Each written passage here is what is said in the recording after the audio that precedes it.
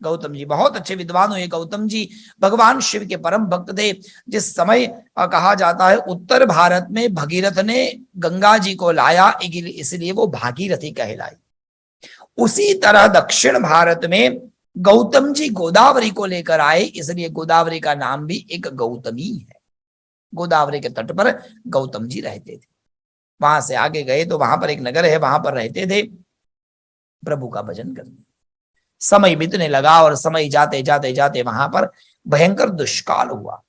बारिश नहीं थी, चारों तरफ सूखा पड़ने लगा, लोग मरने लगे। गौतम जी के पास गए, आप हमें बचाइए। गौतम जी ने भगवान की उपासना की, भगवान की दिव्य साधना की। साधना के प्रभाव से उन्होंने इंद्रदेव को प्रसन्न किया।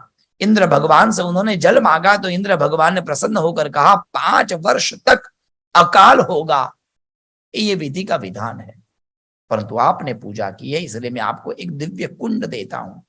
ये पानी का कुंड है, कितना भी पानी निकाला जाएगा इसमें से पानी खत्म नहीं होगा। गौतम जी ने उस कुंड की रक्षा करने लगे, वहां से पानी निकालते थे। थोड़ी थोड़ी खेती होती थी, पशुओं को पानी पिलाते थे।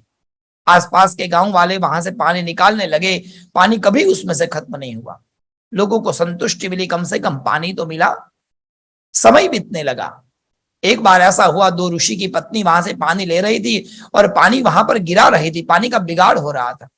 गौतम जी की पत्नी अहल्या जी ने उनको डांटा और कहा कि आपको शर्म नहीं आती, आप पानी का बिगाड़ करते हैं, क्योंकि जल को जीवन कहा गया है, जलम ही जीवनम।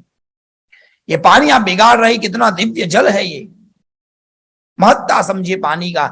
इतना जब कहा तो उन दोनों को बुरा लगा और जाकर उन्होंने अपने पतिदेव को बताया। और कहना थोड़ा था और कह दिया ज्यादा। बोलो जय श्री कृष्ण। उनको अभिमान आ गया। गौतम जी की पत्नी को बहुत अभिमान है, उसका अभिमान दूर करना पड़ेगा। उनके पति तब कर सकते, आप नहीं कर सकते। ऐसा करते करते विवाद पैदा करवाया, झगड़ा होने लगा, बहुत झगड़ा किया। पर गौतम के आगे कोई कुछ बोल नहीं पाया, क्योंकि उनकी साधना इतनी थी। और समय बीता और समय जाने पर एक दिन ऐसा हुआ, गौतम जी को फंसाने के लिए वहां के ब्राह्मणों ने एक बीमार गाय को वहां खड़ा कर दिया। बिल्कुल मृतप्राय गाय थी। मंत्रों से उनको खड़ा किया, गौतम जी को बुलाया कि गाय मरने वाली है। गौतम जी वहां पर गए, गाय को जैसे स्पर्श किया, गाय वहां पर गिर गई और गाय की मृत्यु हुई। लोगों ने कलंक लगाया गौतम जी पर, आपने गौ हत्या की है, आपके हाथ से ये गाय मर गई, आपको गौ हत्या का पाप लगा। और गौ हत्यारा जिस गांव में रहता है उस गांव में सबका विनाश हो जाता है। ऐसा बोलकर गौतम जी को उनकी पत्नी अहल्या जी को वहां से निकाल दिया।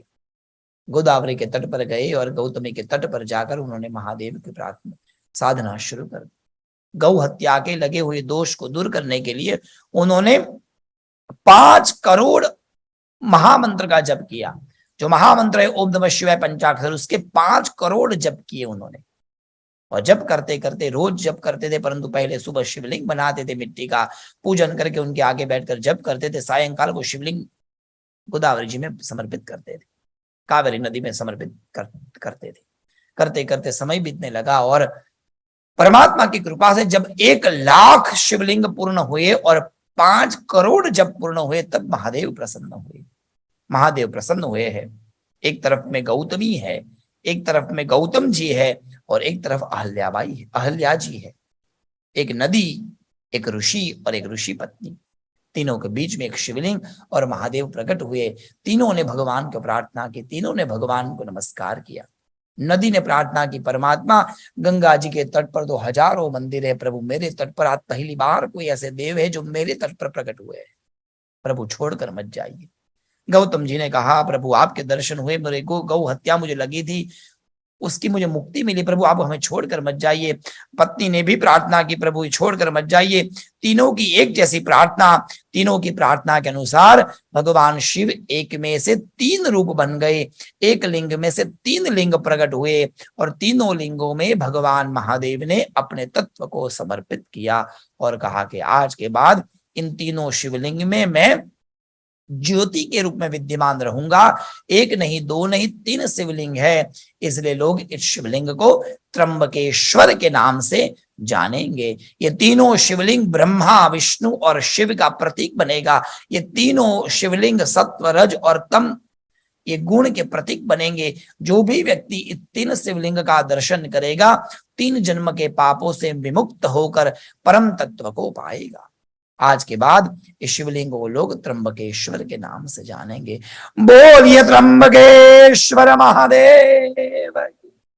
तो ये त्र्यंबकेश्वर महादेव का दिव्य शिवलिंग है।